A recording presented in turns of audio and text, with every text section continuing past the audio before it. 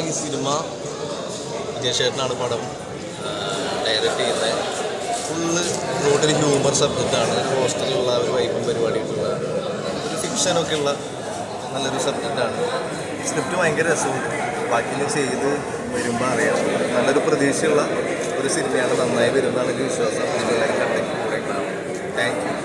ഒരു കട്ട വില്ലനിൽ നിന്ന് ഒരു കോമഡി ഇതിലേക്ക് വീണ്ടും തിരിച്ചിട്ടുണ്ട്. അതൊക്കെ പടം തിയേറ്ററിലൊക്കെ ഇറങ്ങുമ്പോൾ അറിയാം. അങ്ങനെയൊക്കെയാണ് ഞാൻ ആഗ്രഹിക്കുന്നത്. അതിനുള്ളൊരു ശ്രമത്തിലാണ്. നന്നായി വരുന്നത് വിശ്വസിക്കുന്നത്. വരും.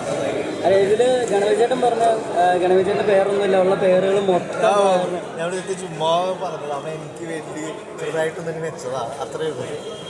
എടാ ഓക്കേടാ, താങ്ക് യു. അപ്പോൾ എല്ലാവരും കണ്ടെത്തി താങ്ക് യു സോ മച്ച്. നിങ്ങളൊക്കെ വന്നതിന്. റോളാവുകയാണ്. അത്യാവശ്യം നല്ല കഥയുള്ളൊരാണ്. നല്ല ഹൊറർ കോമഡി വൈബാണ്.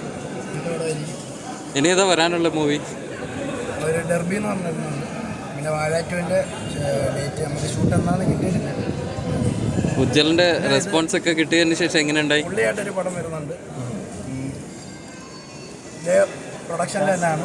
അത് എഗ്രിമെൻ്റ് ഒക്കെ കഴിഞ്ഞതാണ്. ഈ പടം കഴിഞ്ഞിട്ട് അതെ പുള്ളിയാണ് ഡയറക്ടർ. ഉജ്ജലിൻ്റെ റെസ്പോൺസ് ഒക്കെ എങ്ങനെയുണ്ട്? നല്ല രീതിയിൽ പോയി. അത്യാവശ്യം ചീത്തപ്പേരൊന്നും കിട്ടാതെ നല്ല രീതിയിൽ തന്നെ വേണ്ടി. ഡാൻചേട്ടൻ്റെ 2.0 എന്നിട്ടത് വെറുതെ എല്ലാവർക്കും നല്ല രീതിയിൽ തന്നെ പോയി. സന്തോഷം. ഇന്റർവ്യൂകൾ ഡാൻചേട്ടനോടൊപ്പം കട്ടക്ക് പിടിച്ച് നിൽക്കുന്നുണ്ടാകുന്നുള്ളൂ. എങ്ങനെയാണ് അത് അങ്ങനെ ലൊക്കേഷനിൽ നല്ല വൈബായിരുന്നില്ല. ആ ഒരു ഇതിനകത്തോട്ട് വന്നപ്പോഴത്തേക്ക് പുറത്തുനിന്ന് കാണുന്നവർക്ക് അത് ഓവറായിട്ടും എല്ലായിട്ടും തോന്നി. പക്ഷെ നമ്മളാ ഒരു വൈബ് ഉണ്ടാകണം. അങ്ങനെ ആയത്. പിന്നെ ഞാൻ പിന്നത്തുള്ള ഇൻ്റർവ്യൂവിൽ ഞാൻ ഒതുങ്ങി. എന്തിനാ ധ്യാൻചേട്ടൻ്റെ അടുത്ത ഡയറക്ടോറിയൽ 2026 സ്റ്റാർട്ട് ചെയ്യുമെന്ന് പറഞ്ഞിട്ടുണ്ടായിരുന്നു ധ്യാൻചേട്ടൻ. അപ്പോൾ അതിലൊരു ഭാഗമാണെന്ന് ഓൾറെഡി അനൗൺസ്മെൻറ്റ് വന്നിട്ടുണ്ട്. ഇതാണൊക്കെ എൻ്റെ അടുത്ത് പറഞ്ഞിട്ടുണ്ടായിരുന്നു. ഡയറക്റ്റ് ചെയ്യുന്ന പരിപാടി വിളിക്കാമെന്ന് പറഞ്ഞു. കൺഫേം ആയതുകൊണ്ട് പിന്നീട് തീരുമാനമാണ്. പിന്നെ അതുപോലെ വാഴ 2 കഴിഞ്ഞിട്ട് ഓൾറെഡി വാഴ 3 ഓൾറെഡി അനൗൺസ് ചെയ്തു. അത് ഇൻ്റർവ്യൂവിൽ തന്നെയായിരുന്നു ഓൾറെഡി പറഞ്ഞിട്ടുണ്ട്. അത് വിപിൻ ചേട്ടൻ ഇങ്ങനെ ജസ്റ്റ് ഒരു ക്ലൂ തന്നു. ഞാനത് ജസ്റ്റ് ഞാൻ ചേട്ടൻ്റെ അടുത്ത് ഇങ്ങനെ പറഞ്ഞു. പിന്നെ പുള്ളിയാണ് അത് അന്വേഷിച്ചത്. വിപിൻ ചേട്ടൻ ഇങ്ങനെ പറഞ്ഞിട്ടുണ്ടല്ലോ. അത് കണ്ടിന്യൂസ് സീരിയസ് പോലെ കണ്ടിന്യൂസ് വിപിൻ ചേട്ടൻ്റെ പ്ലാൻ കണക്കിരിക്കും. ഇപ്പം അന്ന് കണക്ക് ഒരു ഡിസ്കഷനിൽ ഇങ്ങനെ പറഞ്ഞു.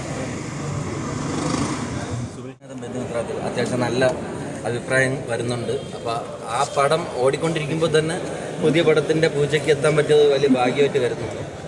കുഴപ്പമില്ലാത്ത അത്യാവശ്യം നല്ലൊരു ക്യാരക്ടർ ഇത് ചെയ്യുന്നുണ്ട്. സ്റ്റോറി ഫുള്ള് വായിച്ചതാണ്. കിടിലം പരിപാടിയാണ് അവർ പ്ലാൻ ചെയ്തിരിക്കുന്നത്.